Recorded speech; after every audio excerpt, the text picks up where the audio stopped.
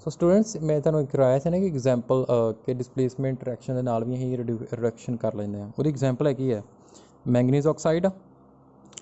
ਹੁਣ ਇਹਦੀ ਰਿਡਕਸ਼ਨ ਕਿੱਦਾਂ ਕਰਾਂਗੇ, ਅਸੀਂ ਐਲੂਮੀਨੀਅਮ ਯੂਜ਼ ਕਰ ਲਿਆ। ਐਲੂਮੀਨੀਅਮ ਦੀ ਰਿਐਕਟੀਵਿਟੀ ਜ਼ਿਆਦਾ ਮੈਂਗਨੀਜ਼ ਨਾਲੋਂ। ਐਲੂਮੀਨੀਅਮ ਕੀ ਕਰੇਗਾ, ਇਹਨੂੰ डिसप्लेस कर देगा। इतने क्या आ जाएगा मैंगनीज, सॉरी इतने क्या आ जाएगा एलूमीनीयम आ जाएगा, एलूमीनीयम ऑक्साइड बन जाएगा, मैंगनीज बाहर आ जाएगा। ये डिसप्लेसमेंट रिएक्शन होगी ना, ये रिडक्शन हो जाएगी। ये हाईली एक्सोथर्मिक रिएक्शन आ, ठीक है।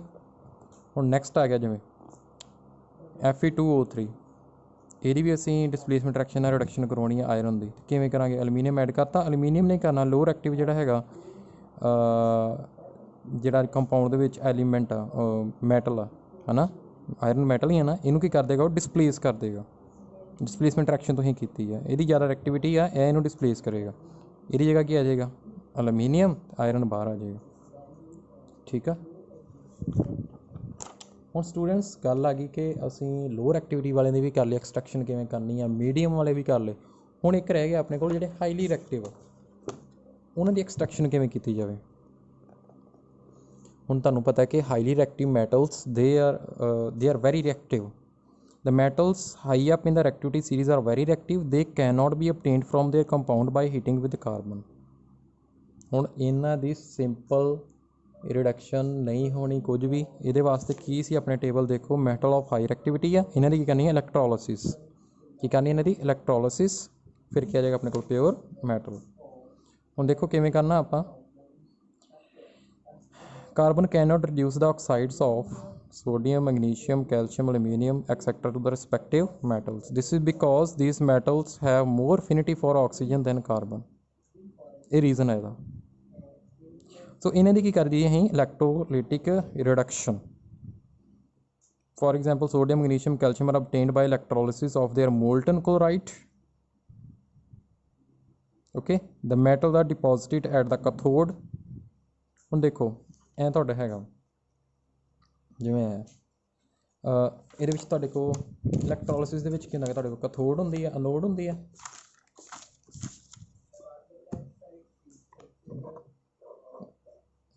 ਕਥੋਡ ਹੋਏਗਾ,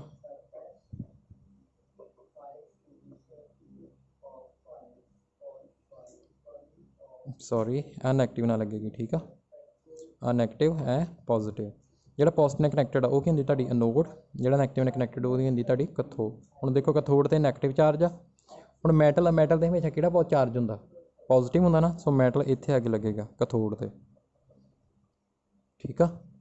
ਹੁਣ ਜਿਵੇਂ ਸੋਡੀਅਮ ਕਲੋਰਾਈਡ ਆ, ਇਹ ਮੋਲਟਨ ਸਟੇਟ 'ਚ ਆ ਸੋਡੀਅਮ, ਠੀਕ ਆ, ਉਹਦਾ ਮੋਲਟਨ ਕਲੋਰਾਈਡ ਆ। ਇਹਦੇ ਵਿੱਚ ਕੀ ਹੋਏਗਾ, ਸੋਡੀਅਮ ਨੇ ਤੁਹਾਨੂੰ ਪਤਾ ਜਿਹੜਾ ਮੈਟਲ ਆ ਉਹ ਇਲੈਕਟ੍ਰੋਨ ਲੂਜ਼ ਕਰਦਾ, ਨॉन ਮੈਟਲ ਜਿਹੜੇ ਉਹ ਇਲੈਕਟ੍ਰੋਨ ਗੇਨ ਕਰਦੇ। ਉਹਨੇ ਕਿੰਨੇ ਇਹਦਾ ਵੈਲੈਂਸ ਇਲੈਕਟ੍ਰੋਨ ਕਿੰਨੇ ਸੀ, ਇਹਦੀ ਵੈਲੈਂਸ ਲਿਖ ਲੈਂਦੇ ਆਪਾਂ ਇਲੈਕਟ੍ਰੋਨ ਵਿੱਚ 281, ਇੱਕ ਇਲੈਕਟ੍ਰੋਨ ਲੂਜ਼ ਕਰ ਜਾਏਗਾ, ਠੀਕ ਆ। ਲੂਜ਼ ਕਰਕੇ ਇਹ ਰਹਿ ਗਿਆ, ਇੱਕ ਇਲੈਕਟ੍ਰੋਨ ਰਿਜੈਕਟ ਕਰਤਾ ਨਾ, ਕਿੰਨਾ ਆ ਗਿਆ, sodium, sorry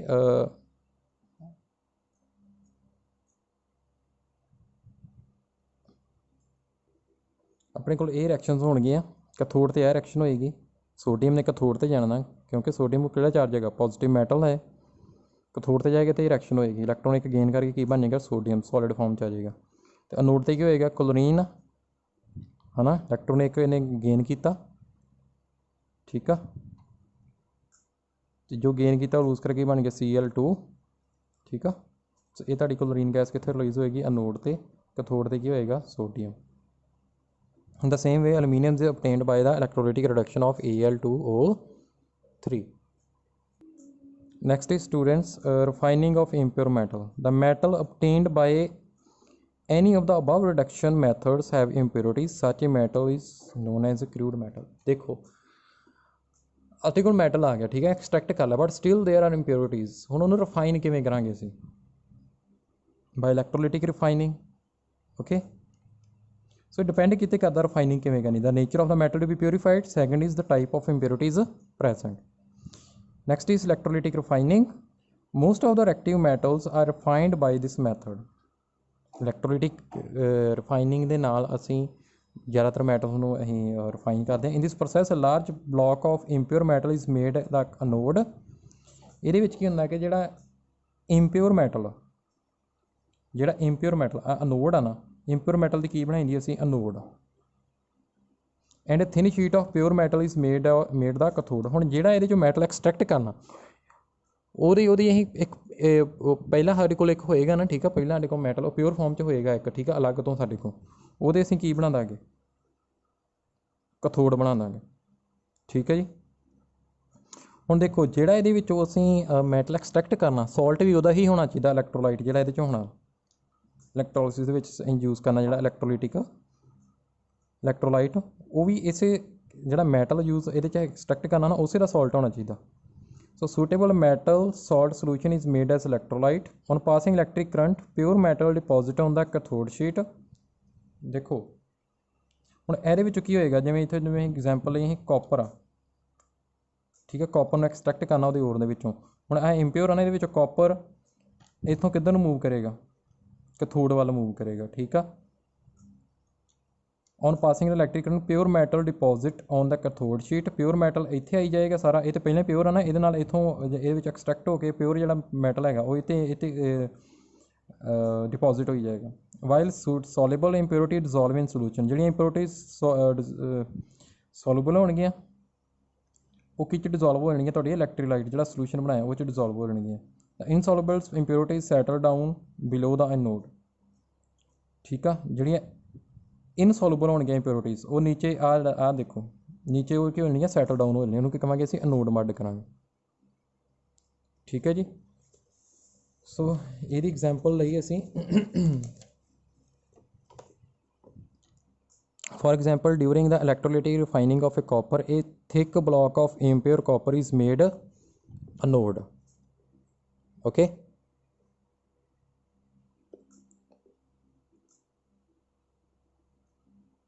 and thin plate of pure copper is made कथोड।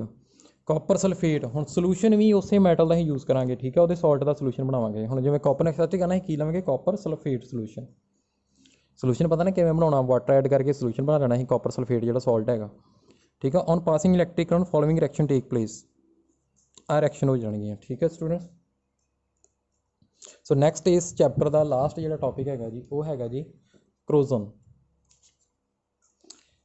ਹੁਣ ਤੁਹਾਨੂੰ ਪਤਾ ਨਾ ਕਰੋਜ਼ਨ ਕੀ ਹੁੰਦਾ, ਜਿਵੇਂ ਆਇਰਨ ਆ ਹੈ ਨਾ, ਉਹਦੇ ਬਾਹਰ ਰੈਡਿਸ਼ ਜਿਹੀ ਇੱਕ ਲੇਅਰ ਬਣ ਜਾਂਦੀ ਆ, ਉਹਨੂੰ ਅਸੀਂ ਰਸਟ ਕਹਿੰਦੇ ਆ, ਉਹ ਵੀ ਕੀ ਹੈਗਾ, ਉਹ ਕਰੋਜ਼ਨ ਆ। ਸੋ ਉਹਨੂੰ ਕਿਵੇਂ ਡੈਫੀਨੇਸ਼ਨ ਲਿਖਾਂਗੇ, the gradual destruction of metals, metal destruction ਹੋ ਜਾਂਦੀ ਹੈ ਨਾ ਉਹਦੀ, ਤੁਹਾਡਾ ਗਲ ਜਾਂਦਾ ਜਿਵੇਂ ਮੈਟਲ ਆ, ਜਿਵੇਂ ਆਇਰਨ ਦਾ ਕੋਈ ਆਰਟੀਕਲ ਆ, ਉਹਦੀ ਰਸਟਿੰਗ ਹੋਈ ਆ, ਕਰੋਜ਼ਨ ਹੋਈ ਆ, ਉਹ ਹੈ ਨਾ, ਠੀਕ ਆ, ਉੱਪਰ ਡਿਸਟਰੋਏ ਹੋ ਜਾਂਦੀ ਉੱਪਰ layer. The gradual destruction of metal as a result of chemical reaction between the metal and the surrounding environment is called corrosion. So की हुंदा वा कि जिहड़ी डिस्ट्रक्शन हुंदी है मैटल की उपरली है ना, जिवें लेयर डिस्ट्रक्शन हुंदी है, काहदा करके रिएक्शन बिटवीन मैटल, जिहड़ी मैटल च हुंदी रिएक्शन, ओहदा करके मैटल च हुंदी जिहड़ी रिएक्शन मैटल ते जिहड़े सराउंडिंग, जिवें सराउंडिंग च वाटर हो गया, वाटर वेपर हो गए जां, ठीक है। जिवें मैं एग्जाम्पल कराउणा, most familiar example of corrosion is rusting of iron. When an iron is expose to the atmosphere it react with oxygen and H2O present in the atmosphere. ਜਦੋਂ ਆਇਰਨ ਨੂੰ ਅਸੀਂ ਐਟਮੋਸਫੀਅਰ ਦੇ ਵਿੱਚ ਰੱਖਦੇ ਹਾਂ, ਉਹ ਕਿਹਦੇ ਨਾਲ ਰਿਐਕਟ ਕਰਦਾ, ਆਕਸੀਜਨ ਦੇ ਨਾਲ, ਇਨ ਦ ਪ੍ਰੈਜ਼ੈਂਸ ਆਫ H2O। ਸੋ ਇਹ ਜਦੋਂ ਰਿਐਕਸ਼ਨ ਹੁੰਦੀ ਹੈ, ਇਹਦੇ ਨਾਲ ਕੀ ਹੋ ਜਾਂਦੀ ਆ, ਇਹ layer of reddish brown colour called rust is formed. ਇਹ formula Fe2O3 dot X into H2O, X ਤੁਹਾਡੇ ਜਿੰਨੇ ਮੋਲੀਕੂਲ ਹੋਣਗੇ ਵਾਟਰ ਦੇ, and the iron becomes weak, ਅਤੇ ਮੈਟਲ ਤੁਹਾਡਾ ਕੀ ਹੋ ਜਾਂਦਾ, ਵੀਕ ਹੋ ਜਾਂਦਾ, ਡਿਸਟਰੋਏ ਹੋ ਜਾਂਦਾ। Another example is corrosion is formation of a green film of basic copper carbonate on the surface of copper। copper ਆ ਉਹਦੇ ਉੱਪਰ ਨਾ, copper ਦੇ ਉੱਪਰ ਕਿਹੜੀ ਇੱਕ green layer ਬਣ ਜਾਂਦੀ ਆ, ਉਹ corrosion ਹੋ ਜਾਂਦੀ ਆ। ਉਹਦਾ ਕੀ ਫਾਰਮੂਲਾ ਆਪਣੇ ਕੋਲ, CuCO3 plus CuOH2, okay. So students ਇਹ ਹੈਗਾ ਜੀ ਤੁਹਾਡੀ corrosion, ਠੀਕ ਆ। ਇਹਦੀ ਐਕਟੀਵਿਟੀ ਡਿਸਪਲੇਸਮੈਂਟ ਰਿਐਕਸ਼ਨ ਤੁਸੀਂ ਕੀਤੀ ਹੈ ਨਾ, ਤੁਸੀਂ ਉਹ ਕੀਤਾ ਸੀ displacement reaction, copper sulphate solution ਦੇ ਵਿੱਚ ਅਸੀਂ ਆਇਰਨ ਨੇਲ ਡਿਪ ਕੀਤਾ ਸੀ ਅਤੇ ਉਹਦੇ ਉੱਪਰ ਲੇਅਰ ਬਣ ਗਈ ਸੀ, ਠੀਕ ਆ। ਡਿਸਪਲੇਸਮੈਂਟ ਰਿਐਕਸ਼ਨ, ਠੀਕ ਆ, ਉਹ ਤੁਸੀਂ ਦੇਖ ਸਕਦੇ ਹੋ ਇਹਨਾਂ ਰਿਲੇਟਡ।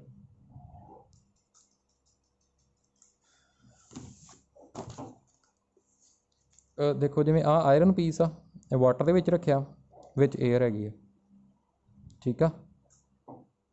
ਇਹ ਤੁਸੀਂ ਐਕਟੀਵਿਟੀ ਇੱਕ ਵਾਰੀ ਤੁਸੀਂ ਪੜ੍ਹ ਲੈਣੀ ਹੈ, ਠੀਕ ਆ, ਤੁਹਾਨੂੰ ਥੋੜਾ ਕਲੈਰਿਟੀ ਹੋ ਜਾਏਗੀ। ਵੈਸੇ ਤੁਹਾਨੂੰ ਹੁੰਦਾ ਹੀ ਟੌਪਿਕ ਪਹਿਲਾਂ ਕਰ ਚੁੱਕੇ ਹਾਂ। ਨੈਕਸਟ ਇਜ਼ ਪ੍ਰੀਵੈਂਸ਼ਨ ਆਫ ਕਰੋਜ਼ਨ ਜਾਂ ਰਸਟਿੰਗ, ਇਹਨੂੰ ਕਹਿ ਸਕਦੇ ਹਾਂ ਆਪਾਂ।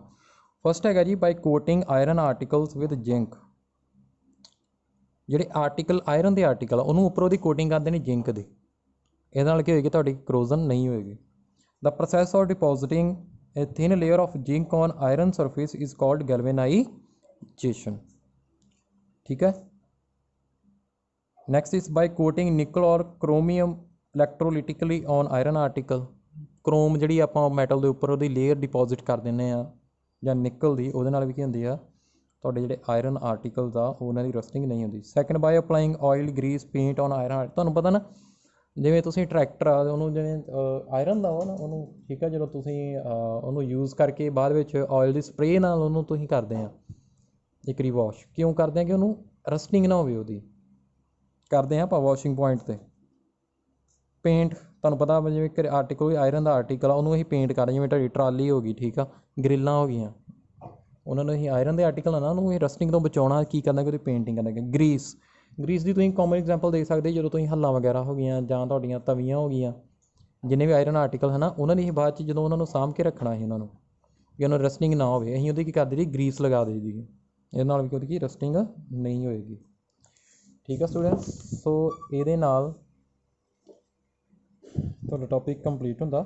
ਨੈਕਸਟ ਹੈਗਾ ਜੀ ਅਲੋਏ।